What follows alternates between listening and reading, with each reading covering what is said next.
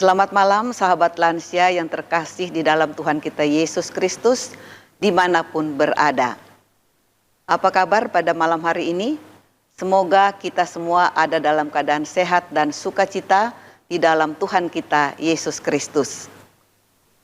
Malam hari ini kita bersama-sama akan membaca dan merenungkan firman Tuhan dalam program acara saya dan PKLU GPIB membaca Alkitab bersama. Perkenalkan, nama saya Joyce Rumokoy, saya dari Pelkat PKLU GPIB Paulus Jakarta.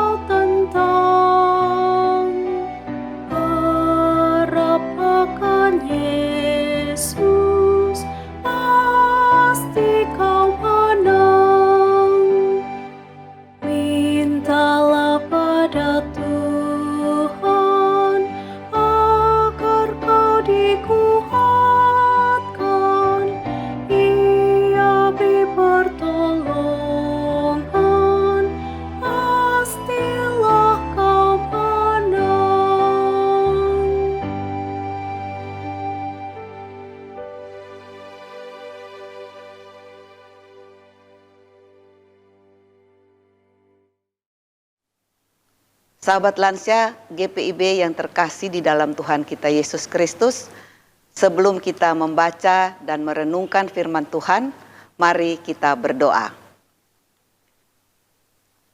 Bapa kami yang ada di dalam sorga, Allah Bapa yang kami sembah hanya di dalam nama Tuhan kami Yesus Kristus, Juru Selamat kami yang hidup. Pada malam hari ini kami dari PKLU GPIB kembali menghadap hadirat-Mu Tuhan. Kami akan membaca juga mendengarkan renungan bersama dalam program acara yang diselenggarakan oleh Dewan PKLU tanggal 12 Juli.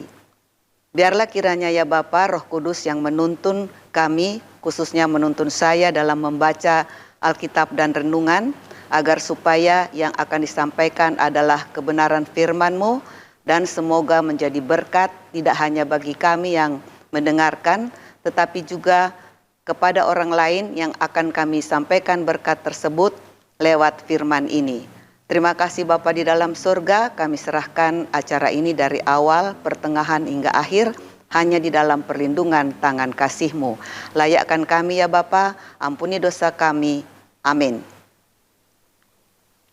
Sahabat lansia yang terkasih, malam hari ini kita akan membaca firman Tuhan dari Alkitab 2 Korintus 8 ayat 20 dan 21 yang menyatakan, sebab kami hendak menghindarkan hal ini, bahwa ada orang yang dapat mencela kami dalam hal pelayanan kasih yang kami lakukan dan yang hasilnya sebesar ini. Karena kami memikirkan yang baik, bukan hanya di hadapan Tuhan, tetapi juga di hadapan manusia. Demikian pembacaan firman.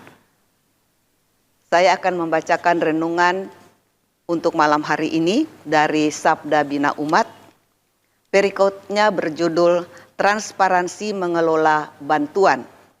Dengan ayat utama dari 2 Korintus 8 ayat 20, bahwa ada orang yang dapat mencela kami dalam hal pelayanan kasih yang kami lakukan dan hasilnya sebesar ini. Peraturan Pemerintah Nomor 71 Tahun 2010 menegaskan tentang transparansi adalah memberikan informasi keuangan yang terbuka dan jujur kepada masyarakat berdasarkan pertimbangan bahwa masyarakat memiliki hak untuk mengetahui secara terbuka dan menyeluruh. Bagaimana dengan gereja? Secara umum, kebanyakan gereja dalam hal transparansi dilakukan melalui pewartaan di jemaat. Paulus sadar bahwa banyaknya bantuan yang diterima bisa saja dimanfaatkan orang-orang yang selama ini tidak menyukainya untuk menyebarkan berita yang tidak benar atau hoax yang kemudian bisa merusak nama baik atau mencelanya. Dapat kita baca dalam ayat 20. Paulus berusaha menjaga integritasnya dengan menekankan keterbukaan atas seluruh bantuan yang diterima dan disalurkan kepada jemaat-jemaat yang berkekurangan. Guna membangun kepercayaan jemaat di Korintus, Paulus mengutus beberapa orang, termasuk di dalamnya Titus. Kita lihat di Korintus 8 ayat 17 dan 18, serta 2 Korintus 8 ayat 22. Paulus menyadari keterbukaan dalam pengelolaan atas bantuan yang diterima penting untuk diketahui oleh siapapun, agar tidak menjadi batu sandungan dalam pelayanan kasih. Sebaliknya, Paulus juga meminta kepada jemaat di Korintus menaruh kepercayaan kepada utusan yang dikirim untuk mengambil bantuan. Saling percaya sangat penting demi terlaksananya pelayanan kasih. Dapat dilihat di 2 Korintus 8 ayat 23 dan 24. Saudaraku, data publik menunjukkan bahwa budaya korupsi di negeri kita sudah sangat akut.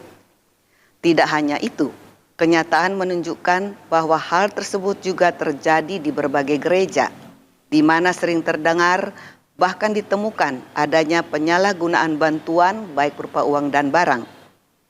Hal ini telah menjadi salah satu sebab tidak sedikit jemaat menjadi enggan atau ragu-ragu untuk memberi bantuannya.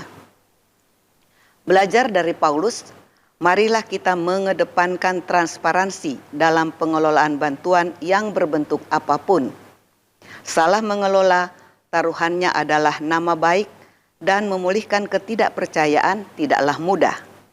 Apa yang dibutuhkan? Takut akan Tuhan. Demikian pembacaan Alkitab dan renungan pada malam hari ini.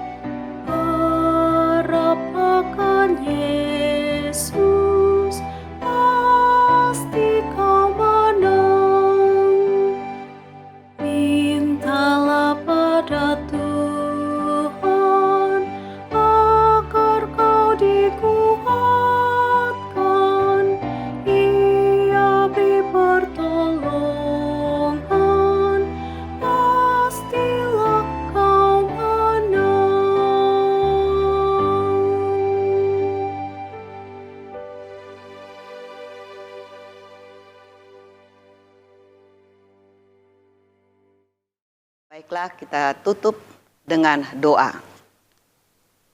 Bapa kami yang ada di dalam sorga, terima kasih Tuhan kami sudah bisa membaca dan merenungkan sebagian dari firman-Mu. Kami mohon ajarkanlah kami melalui roh-Mu untuk jujur dalam segala hal yang dipercayakan kepada kami, terutama dalam mengelola keuangan, ada keterbukaan, dan mengedepankan kebutuhan atau kepentingan orang banyak, serta dapat dipergunakan untuk semua orang, bukan untuk kepentingan pribadi. Kiranya Tuhan menolong kami dalam melaksanakan tugas-tugas kami, terutama di Pelkat PKLU GPIB di mana kami ditempatkan, agar supaya orang bisa melihat bagaimana kami yang adalah anak Tuhan bisa menyatakan kasih melalui tindakan atau perbuatan yang kami lakukan. Terima kasih Bapa di dalam sorga. Ampuni dosa dan kesalahan kami, di dalam nama anak-Mu Tuhan kami Yesus Kristus. Kami sudah berdoa dan mengucap syukur. Amin. Sahabat lansia dimanapun berada, demikian perjumpaan kita dalam acara saya dan PKLU GPIB membaca Alkitab bersama. Tetap sehat, semangat di dalam Tuhan Yesus Kristus. Tuhan Yesus memberkati.